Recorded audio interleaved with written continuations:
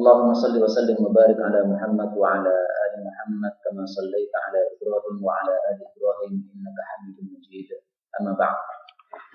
Pada pertemuan yang lalu kita sudah sampai pada surat Al-Baqarah ayat yang ke-79 yang membicarakan tentang orang-orang Yahudi yang mereka mengubah isi kitab Taurat mereka kemudian mengakukannya sebagai kitab yang asli dari Allah Subhanahu wa taala. Maka kita lanjutkan sekarang pada surat Al-Baqarah ayat yang ke-80. Di mana orang-orang Yahudi berbohong lagi dengan nama Allah Subhanahu wa taala atau atas nama Allah Subhanahu wa taala, tapi didustakan oleh Allah pada ayat ini. A'udzu billahi minasy syaithanir rajim. Wa qalu lan tamassana an-nar illa ayyaman ma'dudah. Qul attakhadhtum 'indallahi 'ahdan falan yukhlifallahu 'ahdah. Am taquluna 'ala Allahi ma la ta'lamun. Bala man kasaba sayyi'atan wa ahatat bihi khati'atuhu fa ulaika ashabun nar hum fiha khalidun walladzina amanu wa 'amilus solihati ulaika ashabul jannati hum fiha khalidun. وَإِذْ أَخَذْنَا مِيثَاقَ بَنِي إِسْرَائِيلَ لَا تَعْبُدُونَ إِلَّا اللَّهَ وَبِالْوَالِدَيْنِ إِحْسَانًا وَذِي الْقُرْبَى وَالْيَتَامَى وَالْمَسَاكِينِ وَقُولُوا لِلنَّاسِ حُسْنًا وَأَقِيمُوا الصَّلَاةَ وَآتُوا الزَّكَاةَ ثُمَّ تَوَلَّيْتُمْ إِلَّا قَلِيلًا مِنْكُمْ وَأَنْتُمْ مُعْرِضُونَ. Alhamdulillahi Rabbil Alamin. Allahumma salli wa sallim wa barik ala Muhammad wa ali Muhammad. Allahumma arhamna bil Qur'an waj'alhu lana imaman wa hudan wa nuran wa rahmah wa dhakkirna minhu ma nusina wa 'allimna minhu ma jahilna warzuqna tilawatahu ana al-layli wan nahar waj'alhu lana hujjatan ya rabbal alamin. Allahumma faqihna fid din. Allahumma 'allimna ta'wil kitabikal karim. Allahumma atina fid dunya hasanah wa fil akhirati hasanah wa qina adzaban nar. Ya muqallibal qulub tsabbit qulubana ala dinik wa ya musarrifal qulub sarrif qulubana ila ta'atik. Wa sallallahu wa sallama wa baraka ala nabiy Muhammad walhamdulillahi rabbil alamin. Surat Al-Baqarah ayat yang ke-80 Allah Subhanahu wa taala mengatakan wa qalu, dan mereka berkata, mereka maksudnya adalah ahli kitab atau orang-orang Yahudi. Lan tidak akan tamassana menyentuh kami an-naru api neraka illa kecuali ayyaman beberapa hari ma'dudah yang bisa dihitung, maksudnya beberapa hari yang sedikit. Qul, katakanlah wahai Muhammad sallallahu alaihi wasallam, attakhadtum, apakah kalian itu mengambil indallahi di hadapan Allah ahdan, akan suatu janji? Kalau memang mengambil janji, falan maka tidak akan yukhlifallahu, Allah itu menyelisih ahdahu, janjinya. Am, ataukah taquluna, kalian mengucapkan alallahi, atas nama Allah, ma la ta'lamun, apa-apa yang kalian tidak mengetahuinya, alias tanpa dasar, yaitu berdusta atas nama Allah Subhanahu wa taala. Ayat ini isinya sama dengan ayat sebelumnya, yaitu tentang kebohongan orang-orang Yahudi. Kalau pada ayat sebelumnya itu adalah mereka berbohong, menulis kitab yang palsu, lalu mereka mengatakan hadza min indillah. Ini adalah kebohongan orang-orang Yahudi, mengatakan kitab yang mereka tulis adalah kitab suci dari Allah Subhanahu wa taala. Nah, pada ayat yang ke-80 ini mereka berbohong lagi, orang-orang Yahudi itu. Mereka mengatakan lan tamassanan naru illa ayyaman ma'dudah. Kami kalau saja kami ini masuk ke dalam neraka, maka kami masuk beberapa hari yang sedikit saja. Apa yang dimaksud ayyaman ma'dudah? Beberapa hari yang sedikit. Sebagian ulama tafsir mengatakan yang dimaksud ini adalah 40 hari. Kenapa 40 hari? Karena mereka menyembah anak sapi itu selama 40 hari. Jadi mereka mengatakan, kami kalau disiksa dalam api neraka itu hanya selama kami menyembah anak sapi itu saja, yaitu 40 hari saja. Setelah itu kita akan masuk ke dalam jannahnya Allah Subhanahu wa taala. Ini jelas kebohongan yang besar. Karena Allah Subhanahu wa taala memastikan bahwasanya di dalam jannah itu hanya orang-orang muslim saja. Orang kafir seperti orang Yahudi, seperti orang Nasrani tidak bakal masuk ke dalam masuk ke dalam apa? Jannahnya Allah Subhanahu wa taala. Kalau sudah masuk ke neraka, maka kekal, tidak bakal keluar.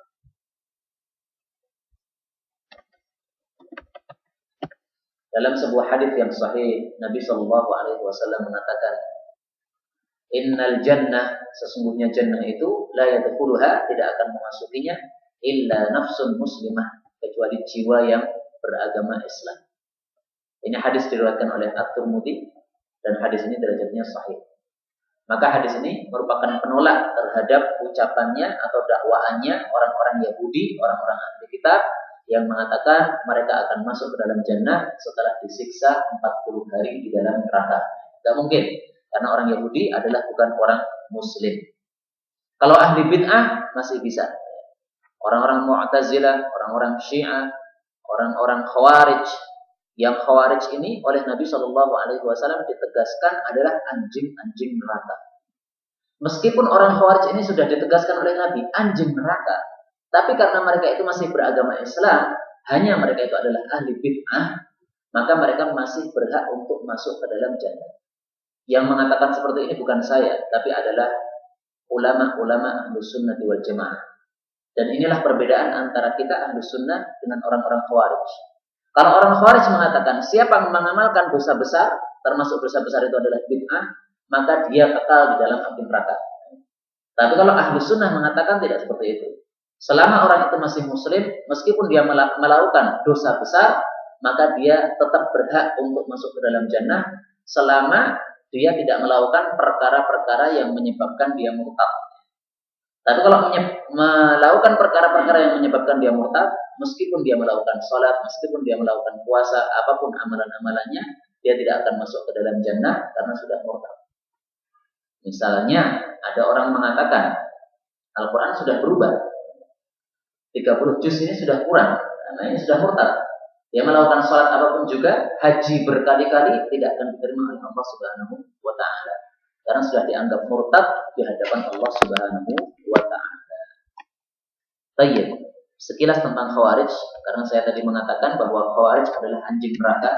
Supaya semua tahu hadisnya, maka saya tampilkan sekaligus. Hadis diriwayatkan oleh Ibnu Majah.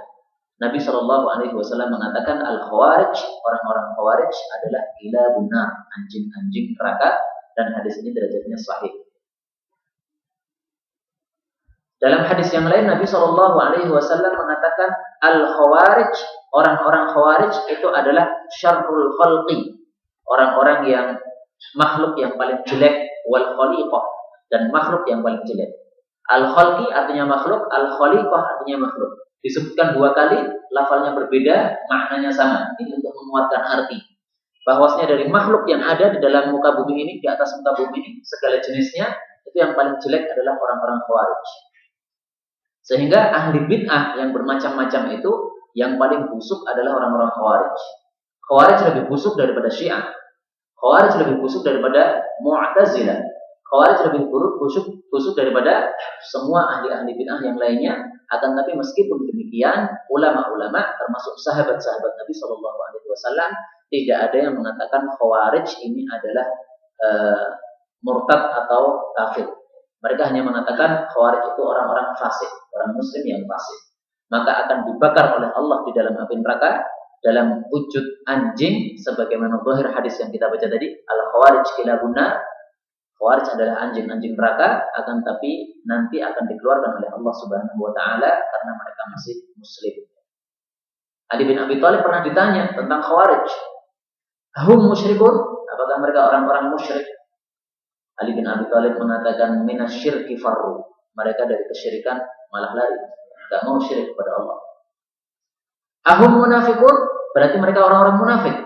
Maka Ali mengatakan al-munafiqun la yadhkurunallaha illa qalila.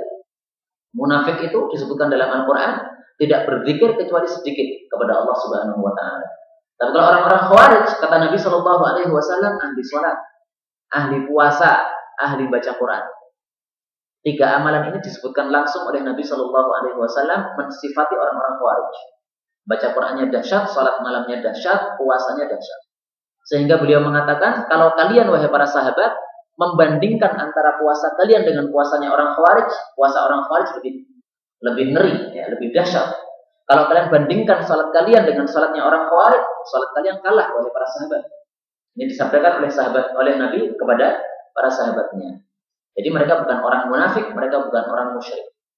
Maka muridnya Ali bingung. Ya. Lah sebenarnya orang Khawarij ini apa? Kenapa kita merangi mereka?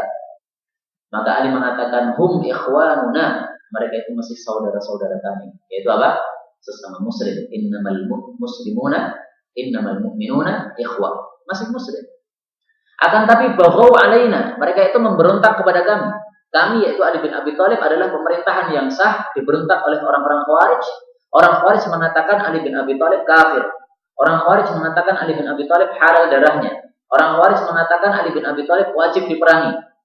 Akan tapi meskipun mereka mengatakan tiga perkataan ini, Ali bin Abi Thalib ketika ditanya, Ali bin Abi Thalib mengatakan hum ikhwanuna. Mereka adalah saudara kami, masih muslimnya. Tapi baghaw alaina, mereka memberontak kepada kami. Faharabnahum, maka kami memerangi mereka. Jadi alasan kami kenapa memerangi orang-orang Khawarij, kata Ali, karena mereka adalah memberontak kepada kami. Fanasarna alaihim, lalu Allah pun menolong kami atas mereka. Dan memang Ali bin Abi Thalib berhasil memberantas orang-orang Khawarij, sehingga pada masa kita sekarang ini, tahun 2013 ini, tampaknya sudah tidak ada kelompok Khawarij yang muncul di atas muka bumi, kecuali pemahamannya saja. Kalau kelompoknya tampaknya sudah ditumpas habis oleh Ali dan tidak kembali lagi. Kalau zaman sekarang yang masih ada adalah kelompok misalnya Syiah. Ini masih ada dan besar. Tapi kalau Khawarij yang sebenarnya lebih mengerikan daripada orang-orang Syiah dan yang lain-lainnya, itu semuanya sudah diberantas oleh Ali bin Abi Thalib radhiyallahu taala. Baik, kembali ke sini. Ayat ini menunjukkan bahwasanya kebodohan dan kebohongan orang-orang Yahudi sudah sangat jelas, yaitu ketika mereka mengatakan lan tamassana illa ayyaman ma'dudah, yaitu sama dengan mereka pasti akan masuk ke dalam jannah setelah dibakar dalam api neraka. Kemudian dari ayat ini kita bisa mengambil beberapa masalah. Masalah yang pertama dari sisi ilmu bahasa, ya. Ayyaman beberapa hari, ma'dudah yang dihitung. Yang dihitung itu maksudnya apa? Karena banyak itu juga bisa dihitung, sedikit itu juga bisa dihitung. Maka para ulama bahasa mengatakan orang Arab itu kalau mengatakan ma'dudah begitu saja tidak disebutkan apakah banyak atau sedikit, maka yang dimaksud ma'dudah itu adalah sedikit. Banyak bisa dihitung, sedikit bisa dihitung. Nah, mana yang dimaksudkan? Sedikit atau banyak? Nah, kalau disebutkan ma'dudah saja tanpa dijelaskan setelah itu apakah banyak atau sedikit, maka itu artinya kembali kepada kata sedikit. Ya. Itu ilmu bahasa Arab yang memang mungkin kita tidak memiliki ilmu tersebut, alias di dalam bahasa Indonesia tidak ada seperti ini, tapi itu adanya adalah di dalam bahasa Arab. Baik, kebohongan orang Yahudi ini langsung ditolak oleh Allah Subhanahu wa taala dengan perkataan qul attakhaltum indallahi ahda. Menunjukkan apa? Bahwasanya kalau kita mendengarkan sebuah kebohongan, maka jangan diam. Langsung dijawab. Ada kebohongan, jangan didiamkan. Kalau dibiarkan, maka berarti kita sudah melanggar aturan yang sudah ditetapkan oleh Nabi Shallallahu Alaihi Wasallam. Beliau mengatakan, "Man ra'a minkum munkaran, barang siapa yang melihat di antara kalian kemungkaran, falyughayyirhu biyadihi, maka hendaklah dia itu mengubah dengan tangannya. Fa illam yastati', kalau tidak mampu, fa bilisanihi, maka dengan lidahnya. Fa illam yastati' fa biqalbihi, kalau tidak mampu maka dengan hatinya. Wa dzalika adhaful iman." Mengingkari kemungkaran dengan hati adalah selemah-lemah iman. Maka Allah Subhanahu wa taala mencontohkan di sini, ini adalah kemungkaran, lan tamassanan nar illa ayyaman ma'dudah, maka ini adalah pengingkarannya. Qul attakhaltum indallahi ahda. Dan pengingkaran itu tidak harus langsung kalian bohong, tidak harus begitu. Tapi bisa juga pengingkaran itu dengan berupa pertanyaan seperti dalam ayat ini. Attakhaltum indallahi ahda? Apakah kalian mengucapkan seperti itu? Itu sudah mengambil sumpah di hadapan Allah Subhanahu wa taala, sudah berjanji antara Allah dengan orang-orang Yahudi bahwasanya Allah akan memasukkan mereka ke dalam jannah setelah 40 hari dimasukkan ke dalam neraka. Ya. Ini pertanyaan tapi tidak perlu jawaban. Karena itu para ulama mengatakan A di sini pertanyaan ini. A, apakah ini? Ini namanya adalah istifhamun ingkari. Pertanyaan yang fungsinya untuk mengingkari. Nah, pertanyaannya, kenapa di sini tidak langsung ditolak saja? Kalian bohong, tidak begitu. Tapi kenapa lah ditanyakan dulu ya? At-takhallum indallahi ahda. Para ulama mengatakan justru mengingkari dengan pertanyaan seperti ini maknanya lebih kuat daripada kalau diingkari secara langsung. Kalian bohong, itu tidak lebih kuat. Lebih kuat kalau at-takhallum indallahi ahda. Kenapa lebih kuat? Karena di sini mengandung dua. Pertama, al-ingkar, mengandung pengingkaran. Yang kedua mengandung at-tahaddi. At-tahaddi itu adalah tantangan. Yaitu menantang mereka, orang-orang Yahudi. Kalau memang kalian mengatakan seperti itu adalah berdasarkan janji dari Allah, maka mana dalilnya? Disuruh menampakkan mana dalilnya bahwasanya mereka itu sudah mengambil janji dari Allah, pasti akan keluar dari neraka setelah 40 hari. Dan ternyata mereka tidak bisa menjawab tantangan dari Nabi Muhammad SAW dalam ayat ini. Maka ini untuk mendiamkan atau membuat bisu orang-orang yang berbohong atas nama Allah Subhanahu wa taala. Karena kalau Allah itu sudah berjanji, maka tidak mungkin yukhlifallahu wa'dah, tidak mungkin Allah itu menyelisihi janjinya. Ya. Baik. Ayat berikutnya ayat yang ke-81. Allah Subhanahu wa taala mengatakan bala, ya. Man barang siapa yang kasaba, mengusahakan, maksudnya mengerjakan sayyi'atan, satu kejelekan, wa ahatat, dan meliputi bihi terhadap orang itu khati'atuhu, dosanya atau kesalahannya, faulaika, maka mereka itu ashabuna, adalah penghuni neraka, hum, mereka itu fiha, di dalamnya, khalidun, orang-orang yang kekal. Ayat ini termasuk ayat yang indah ya, di mana Allah Subhanahu wa taala sebenarnya memaksudkan ayat ini terhadap orang-orang Yahudi. Tapi Allah tidak mengatakan bal, tidak mengatakan bala antum ashabuna, tidak mengatakan gitu. Tidak mengatakan kalian wahai orang-orang Yahudi adalah penghuni neraka, tapi Allah mengatakan man kasaba sayyi'atan wa ahatat bihi khati'atuhu. Untuk menunjukkan apa? Bahwasanya sifatnya orang Yahudi adalah seperti ini. Sifatnya orang Yahudi adalah kasaba sayyi'ah, melakukan sebuah keburukan, wa ahatat bihi khati'atuhu, dan keburukannya itu sudah meliputi dirinya. Maksudnya meliputi dirinya maksudnya apa? Yaitu mereka tidak mempunyai kebaikan sama sekali. Kebaikan-kebaikan yang dilakukan oleh orang-orang Yahudi semuanya ditolak oleh Allah Subhanahu wa taala karena tidak berdasarkan iman kepada Allah Subhanahu wa taala. Sehingga seolah-olah kalau dilihat yang meliputi dirinya itu semuanya kejelekan semuanya. Mereka punya amalan infak kepada manusia, mereka punya amalan membantu manusia yang miskin, mereka punya amalan-amalan yang baik, tapi seolah-olah tidak ada itu di hadapan Allah Subhanahu wa taala. Maka kalau kita lihat amalan yang meliputi dirinya semuanya jelek, semuanya adalah kekafiran kepada Allah Subhanahu wa taala. Maka sengaja di sini disebutkan sifatnya itu untuk mengetahui kenapa mereka itu masuk ke dalam neraka. Sebabnya apa? Orang-orang Yahudi yang mempunyai amalan-amalan yang baik secara zahir di mata manusia, kenapa masuk ke dalam neraka? Itu karena sifatnya adalah ini. Kasaba sayyi'atan wa ahatat bihi khati'atuhu. Di dalam ayat yang lain Allah Subhanahu wa taala menyebutkan tentang orang-orang yang telah diliputi oleh keburukan. Yaitu di dalam surat Al-Mutaffifin. Allah mengatakan balrana, bahkan menutupi ala qulubihim, atas hati-hati mereka, maka yaksibun, apa saja yang mereka usahakan. Jadi maksiat-maksiat itu bersifat menjadi titik hitam di dalam hati manusia. Nah, orang Yahudi itu setiap harinya melakukan kemaksiatan sehingga hatinya itu sudah tertutup dengan apa? Kehitam-hitaman itu. Maka dikatakan rana ala qulubihim, sudah menutupi atau meliputi atas hati mereka. Sementara pada ayat yang kita baca tadi, ahatat bihi khati'atuhum, ya. Maksudnya sama, kalimatnya berbeda tapi maksudnya sama, yaitu bahwasanya perbuatan mereka semuanya maksiat, tidak ada yang baik di hadapan Allah Subhanahu wa taala, sehingga menyebabkan hati mereka sudah tertutup dan menjadi hati yang hitam, tidak bisa menerima kebenaran sama sekali. Maka mereka divonis oleh Allah Subhanahu wa taala sebagai ashabun nar, sebagai penghuni neraka. Nah, saya perlu jelaskan bahwasanya penghuni neraka itu ada dua macam. Penghuni neraka yang benar-benar kekal di dalam neraka, tidak bisa keluar, yaitu orang-orang kafir dan orang-orang yang murtad. Murtad itu maksudnya adalah sudah masuk ke dalam agama Islam, akan tapi kemudian keluar darinya. Seperti orang-orang munafik, ya. Sudah mengucapkan asyhadu an la ilaha illallah, akan tapi di dalam hatinya masih ada kekufuran. Nah, kekufurannya ini menyebabkan kemurtadannya. Atau seperti orang yang terang-terangan, ya, setelah dia masuk agama Islam, kemudian dia pindah kepada agama yang lainnya, maka ini berarti murtad. Atau seperti orang-orang Syiah, tapi Syiah yang bulat, yang sudah mengucapkan asyhadu an la ilaha illallah, tapi setelah itu kemudian mengucapkan Ali adalah Tuhan kami. Tapi setelah itu dia mengucapkan Al-Quran sudah berubah. Tapi setelah itu dia mengucapkan ya ucapan-ucapan kekafiran yang lainnya. Maka ini dinilai murtad di dalam agama Islam, tidak berfungsi syahadatnya. Maka ini termasuk kelompok pertama, ashabun nar, penghuni neraka yang tidak bakal keluar lagi. Tapi di sana ada ashabun nar yang masuk ke dalam neraka, nantinya akan dikeluarkan oleh Allah Subhanahu wa taala dari neraka.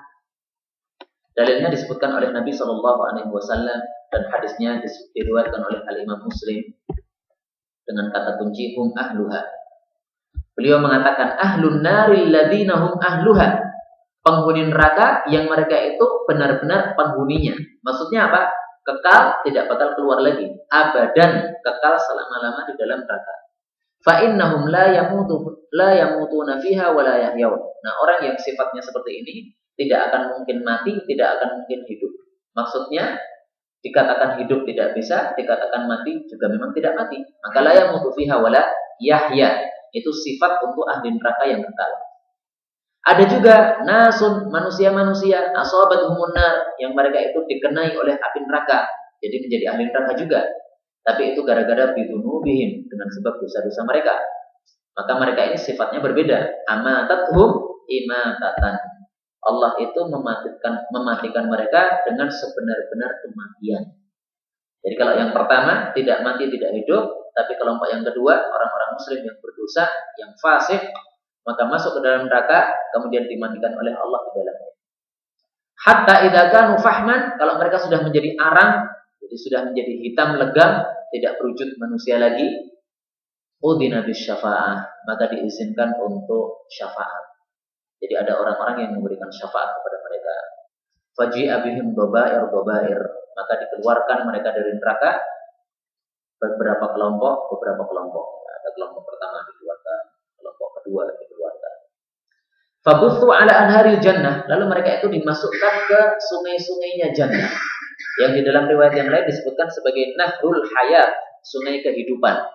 Kenapa disebutkan sungai kehidupan? Karena orang kafir, bukan orang kafir ya, orang ahli neraka yang bukan orang kafir ini tadi, ini setelah dimasukkan ke dalam sungai ini, maka dia hidup lagi. Seperti manusia biasa seperti kita. Awalnya sudah mati, sudah arang. Tsumma qila ya ahlal jannah afidu alaihim, kemudian dikatakan kepada penghuni jannah, wahai ahli jannah, tuangkanlah air kepada mereka. Fayambituna nabatal hibbah takunu fi hamilis sayl, maka mereka itu tumbuh seperti tumbuhnya biji yang ada pada tempat berairnya air bah, pada tempat mengalirnya air bah. Jadi mereka itu tumbuh sebagaimana tumbuhnya ketumbuhan itu ketika dikenai oleh air. Nah, maka dalam hadis ini, dalam hadis riwayat Muslim ini, jelas-jelas Nabi Shallallahu Alaihi Wasallam menyebutkan bahwasanya yang menghuni di dalam api neraka ternyata ada dua macam. Kalau sudah sahih hadisnya, maka harus kita yakini. Meskipun di Solo ada sebuah majelis besar yang mengatakan tidak ada api neraka itu tidak ada. Kalau sudah masuk ke dalam neraka ya udah kekal, tidak akan kemudian neraka kemudian masuk ke dalam jannah. Ya. Tapi ini karena sudah sahih hadisnya, maka kita ingkari ucapan seperti itu meskipun siapapun yang mengatakannya. Ya. Kiai yang mengatakannya tetap kita tolak. Ya. Karena kiai tertinggi kita adalah Rasul Shallallahu Alaihi Wasallam. Bahkan dalam hadis yang sahih riwayat Bukhari, orang-orang ini disebut sebagai jahannamiyun, orang-orang yang bekas masuk neraka jahanam. Nah, kalau Nabi saja sudah menyebut mereka jahannamiyun, kenapa orang-orang zaman sekarang masih tidak mempercayainya? Ya. Saya tidak tahu kenapa mereka mengatakan seperti itu. Wallahu a'lam bishawab, itu adalah ijtihad yang jelas-jelas salahnya. Ya. Maka meskipun mereka adalah saudara kita, tapi kalau ijtihadnya salah, ya kita mengatakan salah di dalam ijtihad ini meskipun mereka masih saudara-saudara kita.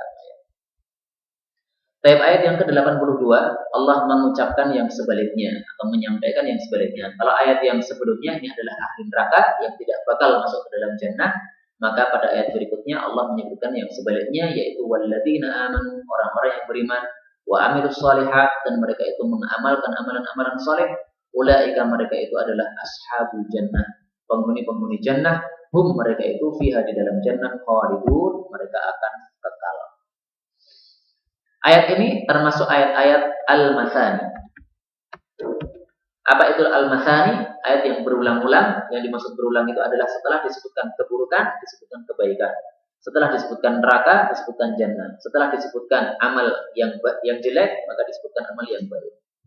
Dan al-mathani ini fungsinya untuk para ulama adalah supaya manusia itu seimbang. Punya perasaan takut kepada neraka, tapi juga punya perasaan berharap kepada jannah. Karena kalau perasaannya tidak imbang, maka sebagaimana kata ulama, seperti burung yang mempunyai satu sayap saja. Sayapnya kalau satu saja, maka terbangnya tidak bisa imbang. Tapi kalau sayapnya dua, dan dua-duanya sama-sama kuat, maka terbangnya bisa imbang. Demikian juga orang muslim, supaya dia itu imbang di dalam kehidupannya, maka harus mempunyai rasa takut dan rasa berharap yang seimbang. Ya, tidak boleh salah satunya lebih kuat daripada yang lainnya, sehingga dia bisa menjadi orang yang putus asa dari rahmat Allah, atau orang yang terlalu kurang ajar kepada Allah dan selalu mengharapkan rahmat Allah Subhanahu wa taala. Nah, tentang amalan soleh ini, para ulama mengatakan al-amalus soleh al-amalul muqarrib ilallah. Amal soleh itu definisinya adalah amal yang bisa mendekatkan seseorang kepada Allah. Nah, pertanyaannya, kapan amal itu bisa mendekatkan kepada Allah?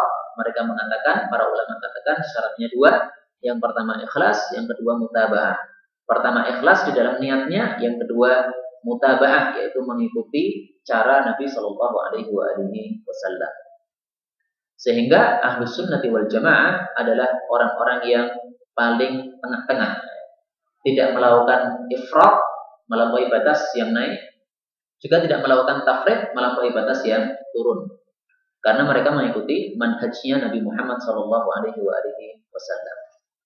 Nah, tentang amal soleh ini ada sebuah cerita yang baru saja saya dapatkan pada khutbah Jumat, dan ceritanya sangat menarik sekali. Akan tapi ternyata hadisnya perlu ditinjau ulang. Ya. Sehingga ini saya sampaikan supaya tidak ketipu.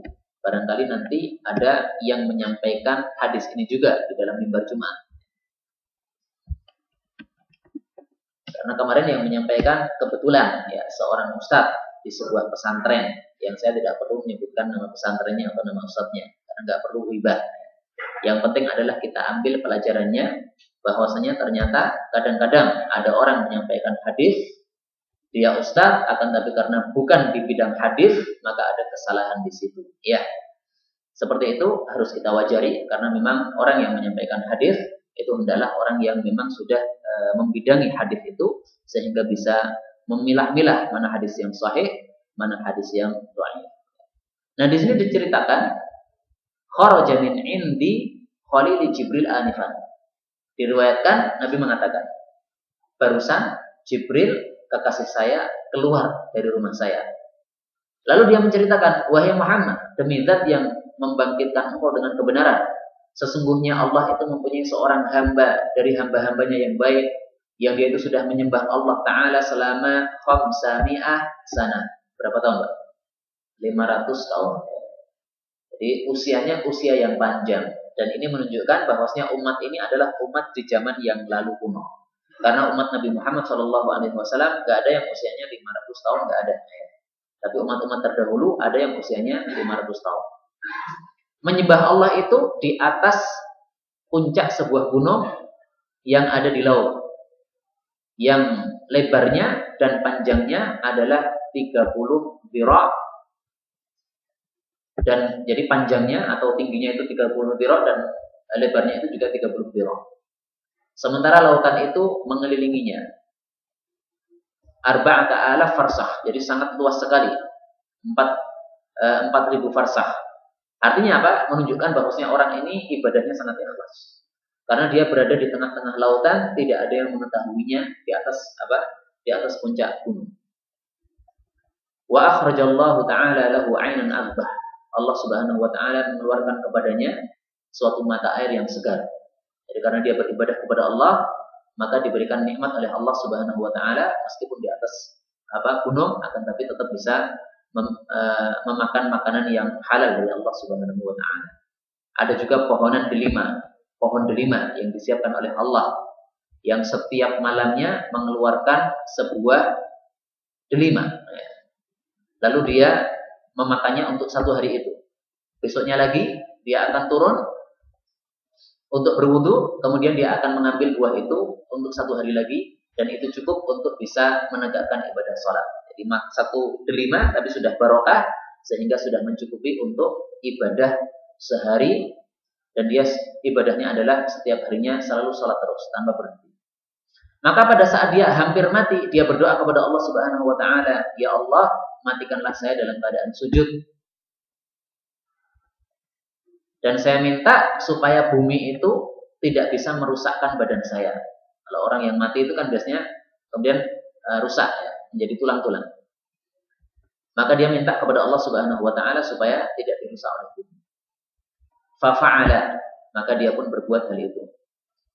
Fanahnu namurru alaihi idh habatna wa idza arajna fanajidu lahu fil ilmi annahu yub'atsu yaumal qiyamah fayuqafu baina yaday Allah azza wa jalla.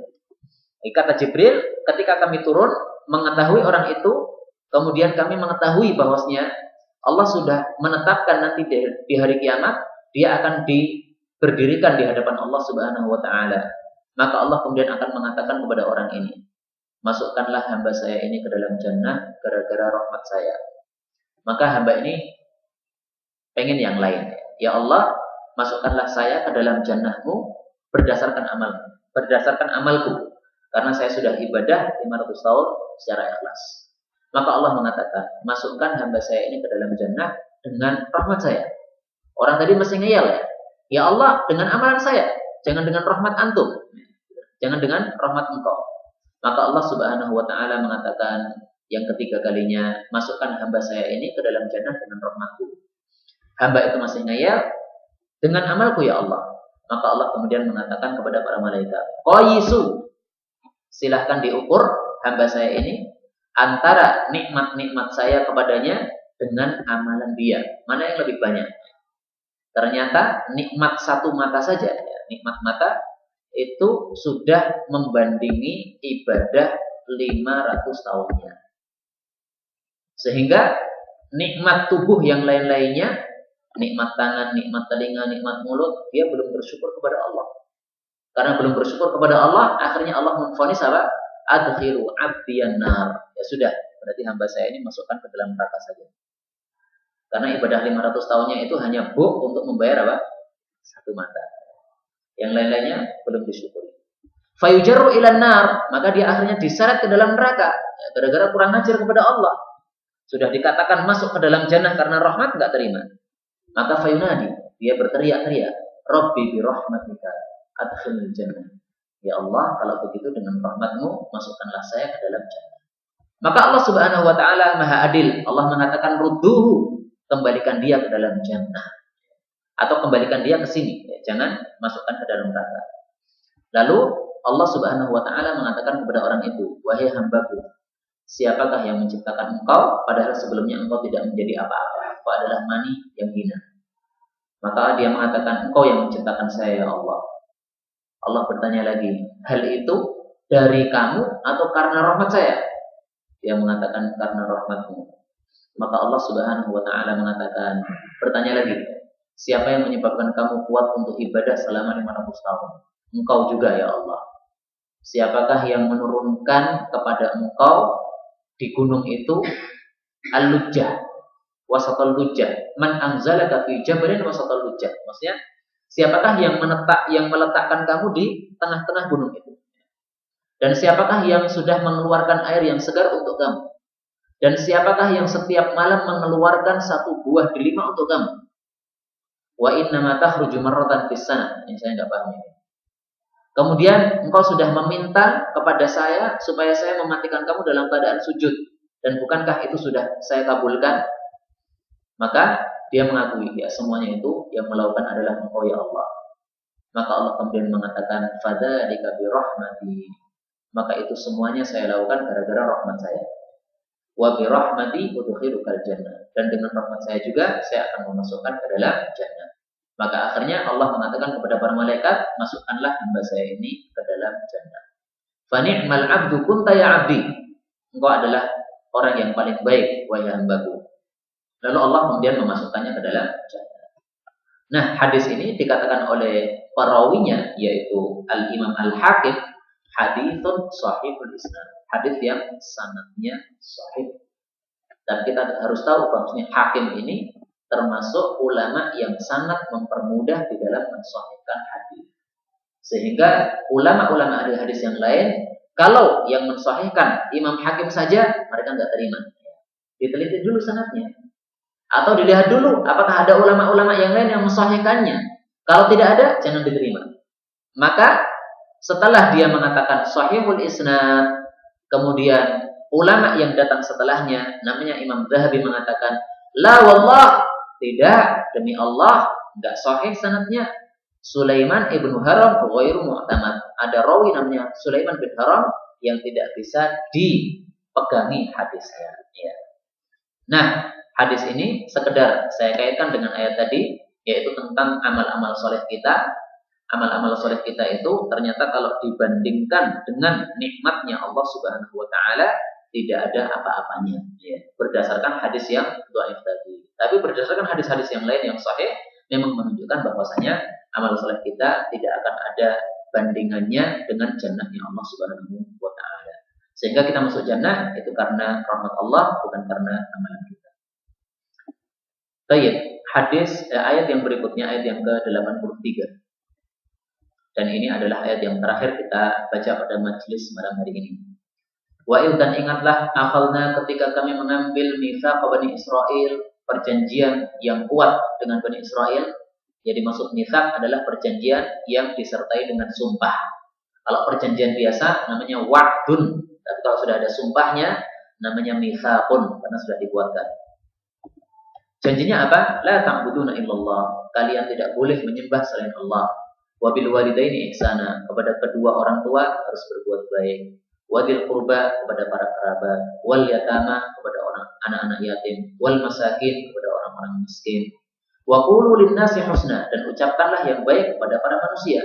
Wa aqimus shalah dan tegakkanlah salat. Wa atuz zakat dan bayarkanlah zakat. Tsumma tawallaitum, kemudian kalian berpaling, illa qalilan minkum, kecuali sedikit dari kalian. Wa antum mu'ridun, dan kalian adalah orang-orang yang berpaling. Ayat ini menunjukkan bahwasanya orang-orang Yahudi di kalangan Bani Israil pada masa dulu, itu mereka sudah mempunyai kewajiban-kewajiban yang sama dengan umat Islam pada masa sekarang. Yaitu yang pertama, tidak boleh menyembah selain Allah. Jadi tauhid, tidak boleh syirik. Kemudian setelah berbuat baik kepada Allah, juga berbuat baik kepada para manusia. Para manusia ini disebutkan di sini dua orang tua. Ini adalah disebutkan pertama kali karena manusia yang paling berjasa kepada kita adalah orang tua kita. Kemudian setelah itu para kerabat, kemudian anak-anak yatim, orang-orang miskin, yang semuanya ini adalah orang-orang yang mempunyai hak kebaikan dari kita. Selain itu, Allah Subhanahu wa Ta'ala juga mengharuskan berkata yang baik kepada an-nas, kepada seluruh manusia. Nah, saya ingin menggarisbawahi di sini bahwasanya termasuk qulu lin-nasi husna adalah kita harus adil di dalam memvonis manusia. Saya tidak setuju terus terang kepada ikhwan-ikhwan saya yang mereka mengatakan Syiah semuanya kafir. Karena orang yang mengatakan seperti ini berarti sudah menyelisih fatwa-fatwa para ulama. Bahwasanya Syiah sesat betul. Akan tapi apakah semuanya kafir? Para ulama mengatakan tidak seperti itu. Maka orang yang mengatakan Syiah semuanya kafir, ini sebenarnya secara tidak langsung melanggar ayat ini. Qulu lin-nasi husna. Berkatalah yang baik kepada seluruh manusia. Yang kafir katakan kafir, yang fasik katakan fasik. Sebagaimana para ulama-ulama kita. Jangan mengikuti hawa nafsu. Allah Subhanahu wa Ta'ala melarang orang mengikuti hawa nafsu sehingga menyebabkan dia tidak berkata yang adil. pada surat Al-Maidah. Wala yajrimannakum, ini surat yang ke-5 ayat yang ke-8. Wala yajrimannakum, dan betul-betul jangan menyebabkan kalian syana'an qaumin, kebencian kepada suatu kaum, ala alla ta'dilu, sehingga kalian tidak adil. I'dilu, adillah kalian. Huwa aqrabu littaqwa, itu lebih mendekati kepada ketakwaan. Lihatlah biografi Ali bin Abi Thalib. Al-Khawarij mengatakan Ali kafir. Khawarij mengatakan Ali halal darahnya. Khawarij mengatakan Ali harus diperangi sampai mati. Ya. Tapi Ali ketika ditanya tentang orang-orang Khawarij mengatakan hum ikhwanna, mereka adalah saudara-saudara kami. Mungkin orang awam yang tidak paham terhadap ilmu agama kemudian akhirnya menolak ucapan Ali. Gimana sih Ali ini mengatakan Khawarij adalah saudara kami, padahal Nabi mengatakan Khawarij adalah anjing neraka. Nah, disinilah kita bisa memposisikan diri kita. Kita adalah orang-orang awam, kita adalah bukan ulama, sehingga kita tidak berhak berkata dan berfatwa. Fatwa kita hanya sekedar ngikut kepada fatwanya para ulama. Apa yang ulama katakan, maka kita katakan juga ketika mereka berdasarkan dalil yang kuat. Ya. Tapi kalau menyelisih dalil, tentu saja kita mengikuti dalil-dalil yang ada. Maka saya ingin menegaskan juga di sini kepada siapapun ikhwan saya yang mengatakan saya adalah agen Syiah gara-gara saya tidak mau mengkafirkan seluruh Syiah, maka saya katakan kepada mereka, saya tantang mubahalah. Mubahalah itu apa? Bersumpah antara dua orang yang saling bertikai. Isinya sumpah adalah siapa yang benar maka dia akan ditolong oleh Allah, siapa yang dusta maka dia akan dilaknat oleh Allah, dan dia akan mati dalam keadaan hina. Maka saya katakan mubahalah karena mereka sudah dinasihati nggak bisa lagi. Dan saya akui bahwasanya mereka mengatakan seperti itu ditulis di mana-mana, ditulis di internet, ditulis di Facebook dan lain-lainnya, dan tidak pernah saya layani. Tapi saya tunggu mubahalah. Karena ternyata mubahalah itu diperbolehkan untuk dilakukan antara muslim dengan orang muslim apabila memang muslim sudah tidak bisa dinasihati lagi. Memang di dalam ayat Al-Quran mubahalah itu adanya kepada ahli kitab. Akan tapi ternyata ulama-ulama kita menggunakan mubahalah juga di dalam sikap mereka kepada orang-orang muslim di mana sudah tidak bisa dinasihati lagi. Ya, misalnya orang-orang muslim yang intel, yang memang kerjaannya memang adalah untuk mengadu domba antara umat Islam. Nah, maka pekerjaan mereka seperti itu sudah tidak bisa dinasihati lagi, maka kita tangkap saja dengan apa? Mubahalah. Wallahu ta'ala a'lam bis-shawab. Sampai di sini, insyaallah kita lanjutkan pada majelis